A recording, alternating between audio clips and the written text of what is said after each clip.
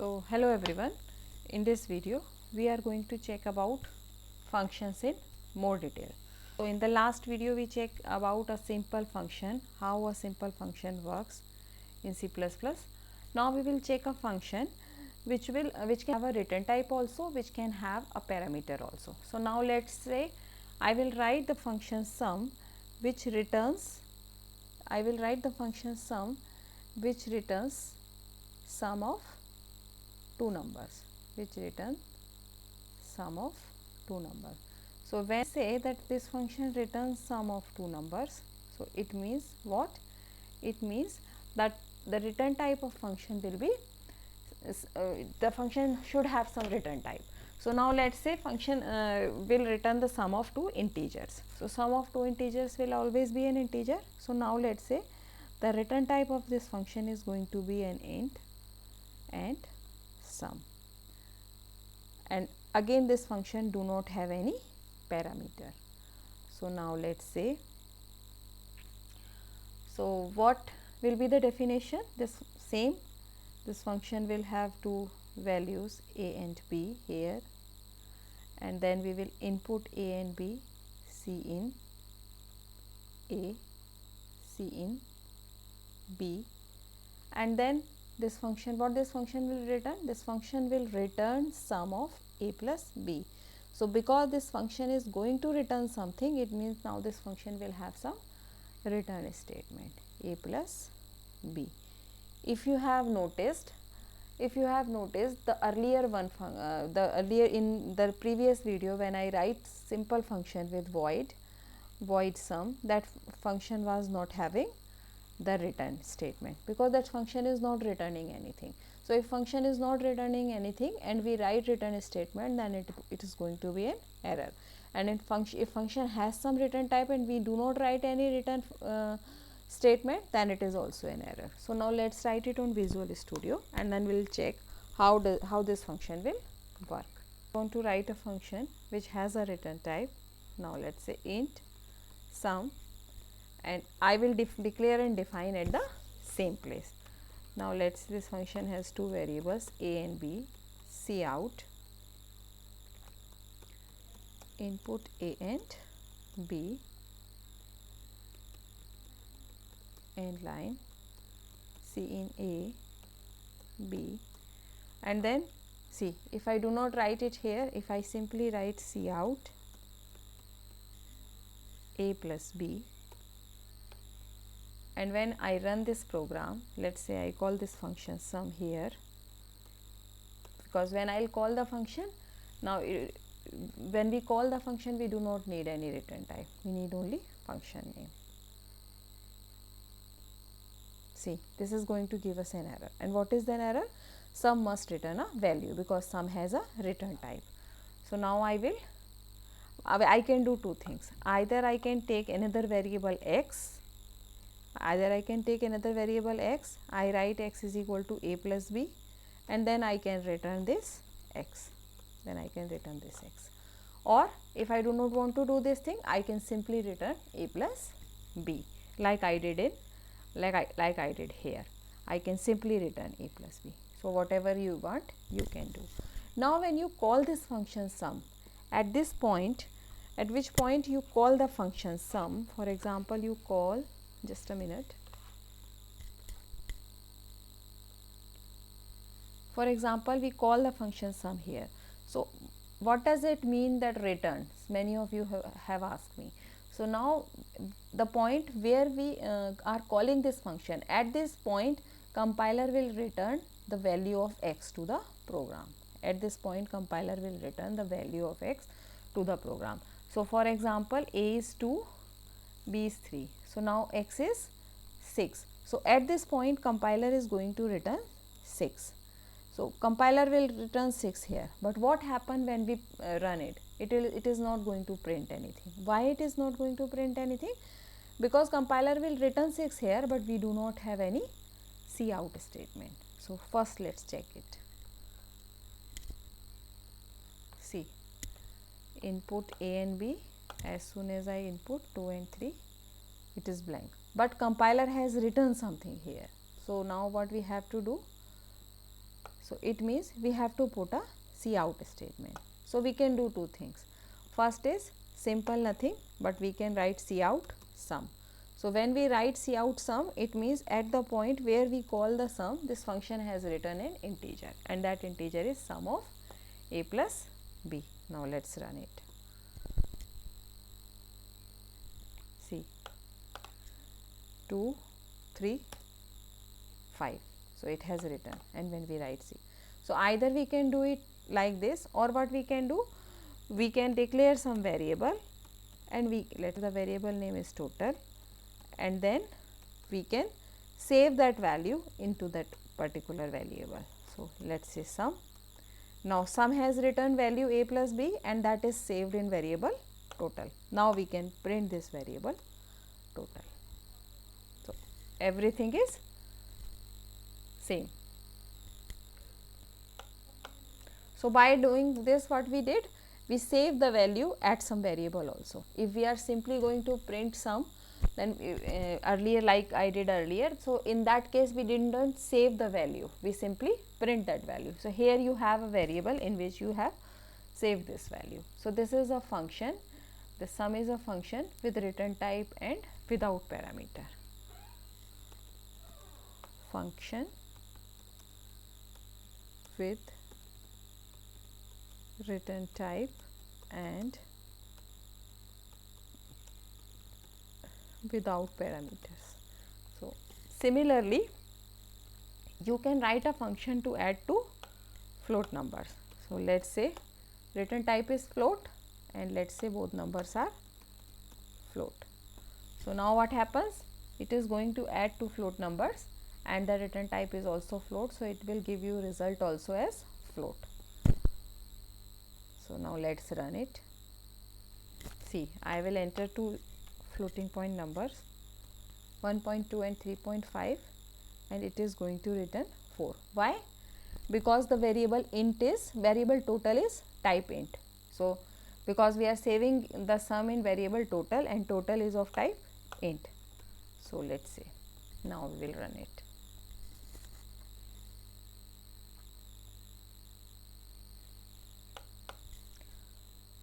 (2.1) and 3.2. So it should be 5.3. It is 5.3 now because everything is float. So be careful when you are using decimal numbers. So be careful in defining the type inside main also, inside function also. Now let's say one variable is of type float and another variable is of type int. Okay, and x is of type float. Like this. So we can add these two numbers also. Again,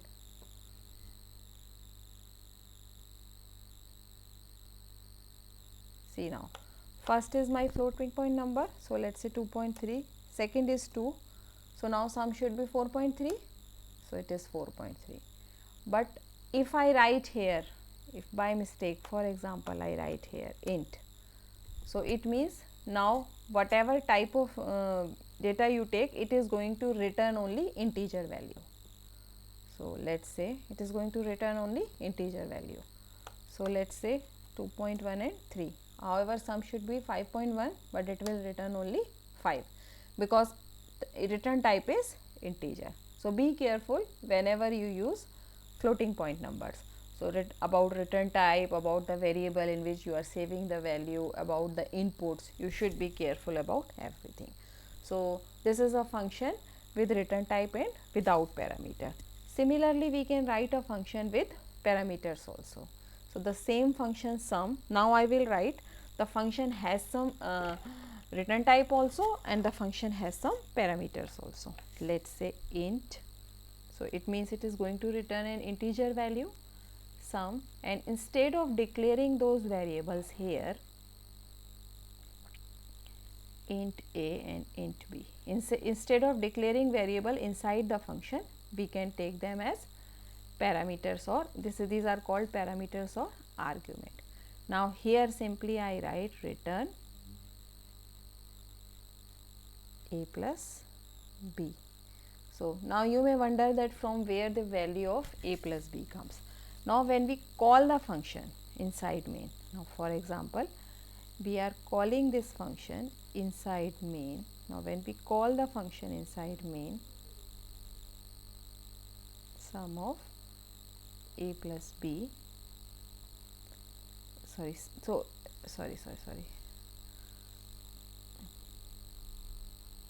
here directly we can pass the value like 10 and 20.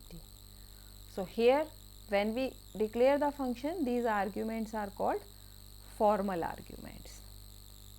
These arguments are called formal arguments.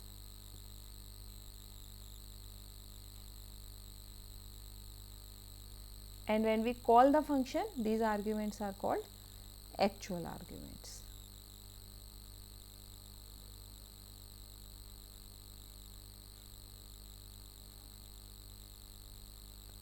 So let's just check it on Visual Studio how this function works. So now we will declare a function with return type and with parameters. So let's remove it first. Let's remove everything from here first, and then function with return type and with parameters. So let's say we write two parameters a comma int b, and simply this function is going to return a plus b, sum of a and b. Now when we call this function, first thing is that we can directly pass the variables. So now it should return 30, but we should print it. So let's print it, sum is equal to 10 plus sum of 10 and 10 comma 20. So it is 30. See, sum is equal to 30. So first thing is that we can do this. Next what we can do, instead, so now this is not a good program, because you know it is every time it is going to give you the sum of fixed value, like whatever you pass here. But what you want to input values at the runtime. You want to take input from the user. So for that purpose, what you can do, we can declare. For that purpose, what we can do, we can declare two variables here. Let's say I declare x comma y, cout input value of x and y, input value of x and y. Now we will input x and y here, and then what we can do, we can pass x and y here. Okay, so we can pass x and y here. Now when we run it, what happen? See, we input 23 and 15, it should be 38, it is going to give you 38. It is going to give you 38. So now here are two things to be noticed. First thing is that it is not necessary that actual arguments and formal arguments have the same name. Here we are calling on x and y, and here a and b. What compilers do? Compilers create a copy for variable x and save it into b. A compiler creates a copy of variable y and save it into b. So it is not necessary that both should have same name. If they have same name, then also it will work, but then also they will treat as a different variables. Like I can give same name also, I can give different name also, it doesn't matter, because they are the variable of function. So this x and y is something different from this x and y. When you call x and y, compiler creates a copy of this variable x and y here and work on this x and y. So now also it is going to work.